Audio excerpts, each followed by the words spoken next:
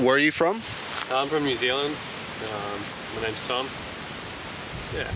Which part of New Zealand? I'm from the North Island, a small place called Gisborne. It's on the east coast. About 30,000 people. Little small surfing town. Waves are good? Waves are really good. Yeah. You got white sharks?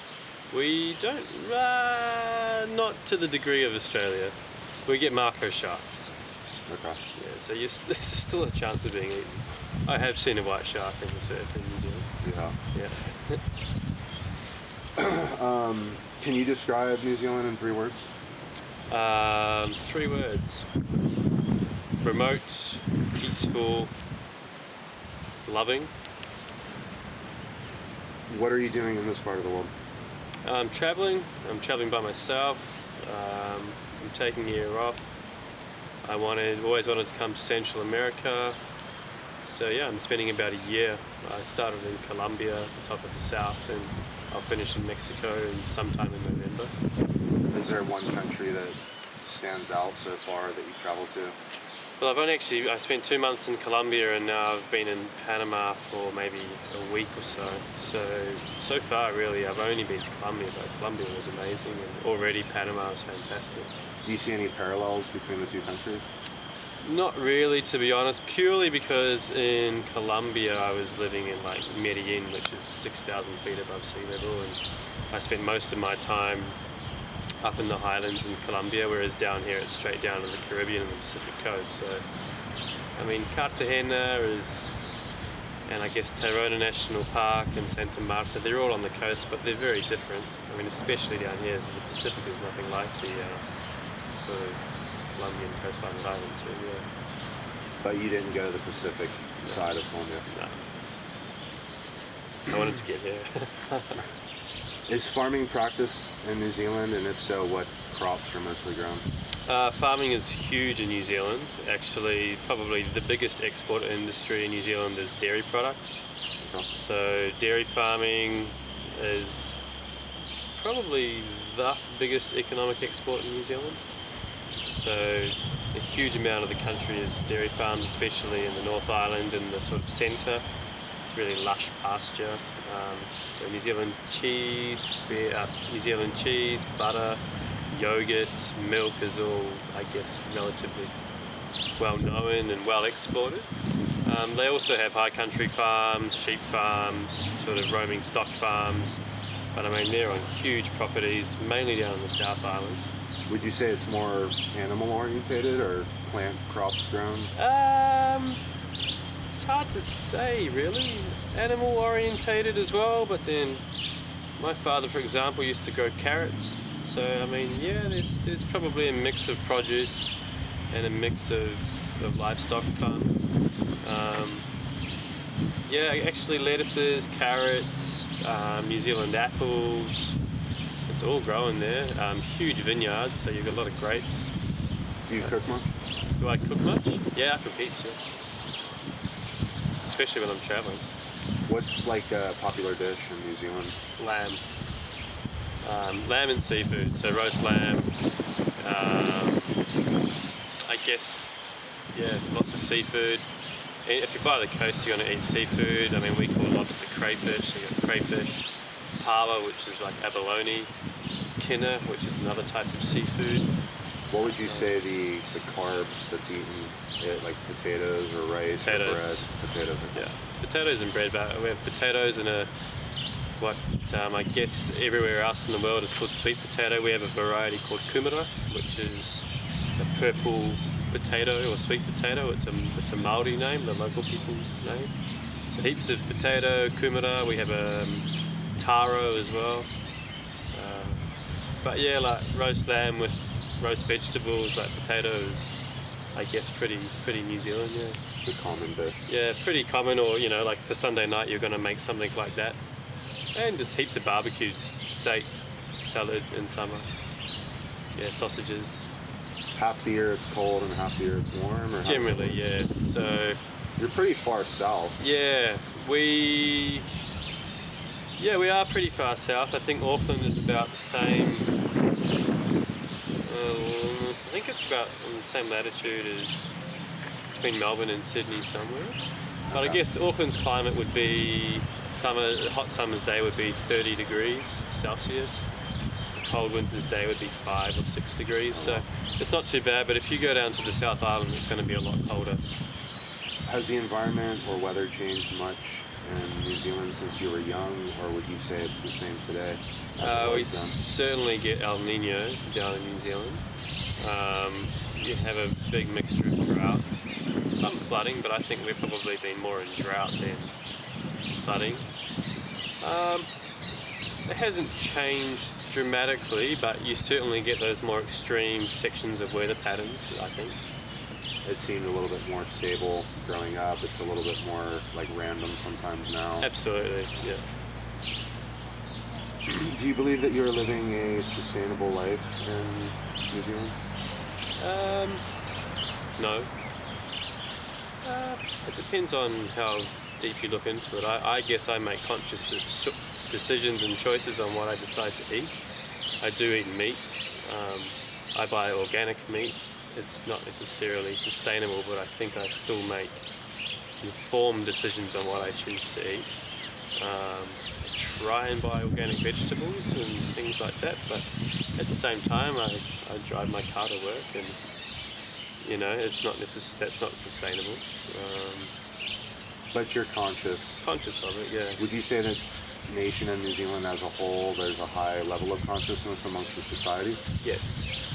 Especially, I actually spent a month in the deep south in the States before I came here, and I was in Natchez, and they'd only just decided to start recycling, which kind of blew my mind completely, and they only were recycling glass. So I guess, when you're talking about food and things, it's different, but we've been recycling since I was 5 years old. So I think as a progressive movement on the whole, it's a fairly aware country. How many people live in New Zealand? Total 4 million. Wow. 1.4 million live in Auckland. I think another 700,000 or something like that lives in Christchurch or Wellington. But the long story short is you've got 3 or 4 towns that have over half the population, and the rest is all spread out. Countryside. Yeah. Farmland. Farmland, coastal land. What comes to mind when I say the word water?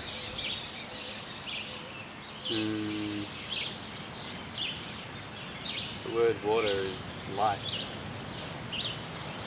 It's necessary. Without water, there is no one. Water is incredibly valuable. I guess now, actually, it's becoming harder to come by. Water. Water in countries where you can't drink out of the tap means plastic. There's plastic bottles. I think coming through sandblast, going to some of those islands, it's incredibly eye-opening how much plastic water bottles are everywhere. The water's not palatable in some places. It is in Sandblast, but up in Cartagena and Santa Marta and the northern parts of Colombia, you can't drink out of the tap. So you can in Medellin, you can in Bogota, you can in the smaller island towns, but you can't drink out of a tap. Cartagena, Barranquilla, Santa Marta, Pedrona, none of those places. Bottled water all the way. Bottled water all the way. So you go to the supermarket and you buy, on a more sustainable level, you buy 5-litre bottles, but you go through 5 litres of water in 2 days, so you're getting 3 massive plastic bottles of water a week, at least. It really makes you wonder what the world would look like in another 20, 30, Massively. 40 years on that program. Yeah. Do you think trees are important, and if so, why? Of course, trees are important. They're detrimental to sustainability. I'm not incredibly educated about why, but You just have this feeling. absolutely, It's a cornerstone of especially coming nature. from New Zealand. We have trees everywhere. Do you? Yeah, absolutely. Yeah. And cutting down trees is, most people aren't into it for starters, but to do so requires a lot of permits, a lot of... Really? Yeah, absolutely. Unless you have like a big backcountry farm, but if you live in the city, you can't just go hack old trees down in your yard or your property. You have to get council approval. Trees command a lot of respect in New Zealand. We have lots of native trees. We have the kauri, the totara, big trees that are hundreds of years old, you know, the really wide ones. Some of those only exist in New Zealand. That's right, yeah. And we have forests and they're protected. So the regeneration or the cleaning of oxygen and all that sort of stuff is, you know, I guess New Zealand has a clean green image, and they certainly put a large value in trees and in nature and forestry in general. There is a forestry market in New Zealand, but it's quite well regulated and fairly well controlled. You can't just go destroy you can't just cut down a whole hill's worth. You can only cut down sections at a time and regrow and stabilize. And They regulate it so Yeah. it doesn't get wiped out. that's right. Have you ever heard of permaculture? Permaculture, no. What do you think of life in a big city? I actually enjoy it. I like life in a big city, but I also like the polar opposite too. I can't do one or the other forever. I couldn't live here forever. I could live here for a year. But then I like urbanization and city trends and Balance. yeah, balance. Certainly, I was living in Sydney before I came here. I'd work in the city, and then in the weekends I go down the coast surfing. So balance. But then yeah, you're driving your car. Sustainable. Yeah. Do you enjoy? Nature is important to you, I would Massively. imagine. Yeah. Can you maybe just give me your 2 cents on, you know, what you pull from nature that makes you feel empowered? It just makes me so calm and so just at ease with everything, very content feeling, being in nature. I love hiking and just discovering new places. Yeah, just being outside is just so important, I think, for your soul. It's like being in the water, like going for a surf. It just makes you feel good. You might have a crap day at work or whatever, and you can go for a surf after work, and everything's right again. Do you think that the majority of New Zealanders feel the same as you? Yes. New Zealand is an incredibly active place outdoors. You can go tramping, you can go out on the water, there's a beautiful harbour, people are out walking every day, enjoying nature, people go to the lakes, you can go, there's just so many things you can do. You can go snowboarding, skiing, anything. It's all very accessible. It's all very close. You can surf and snowboard in the same day in New Zealand. So in that regard, yeah, it's a very outdoorsy place, very active place. And I would say the majority of people are always or have something that they do, camping, whatever it may be. Lastly, what do you feel would make the world a better place?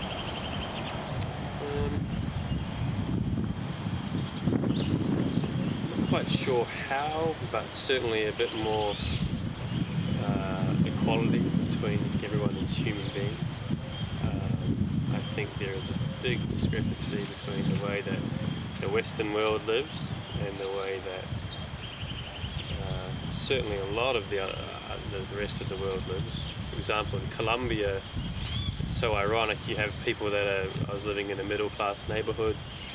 They're really chilled out. They don't have much, but they're super, super happy. So I think just be happy with what you've got. Don't try and run the commercial sort of race as much, and just be more content with everything. It's interesting seeing people that are way happier than you are, but you have so much more, right? I think people need to just be better educated. The Western world needs to be better educated on the rest of the world and how it is actually feasible to make a change as well. Being a little bit more worldly, Yeah, understanding. just aware. Is it common in New Zealand? Not common, but are there some people in New Zealand that never left the street they grew up on, or do you feel that the majority of people in New Zealand have kind of had this wanderlust and at least have backpacked a little bit? There are certainly people that have never left the street they grew up on. I think where I come from is a really good example. Gisborne is very small. I've got friends that left school 10 years ago, or more than that now. Got a job, bought a small house, and have 3 kids now. And they go to Auckland, which is our biggest city, once a year, and that's enough for them. But the world needs that as well. I don't think they realise or necessarily understand how much, if you have that wanderlust and you go out and you see the rest of the world and what the world needs, I think it needs to change.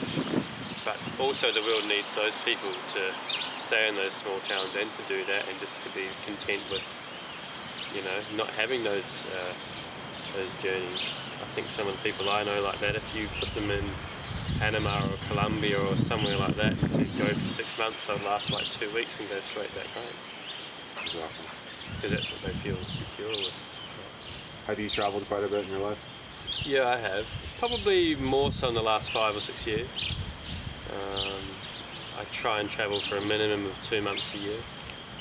But that's just purely for me. I'm lucky because I work freelance, so Yeah.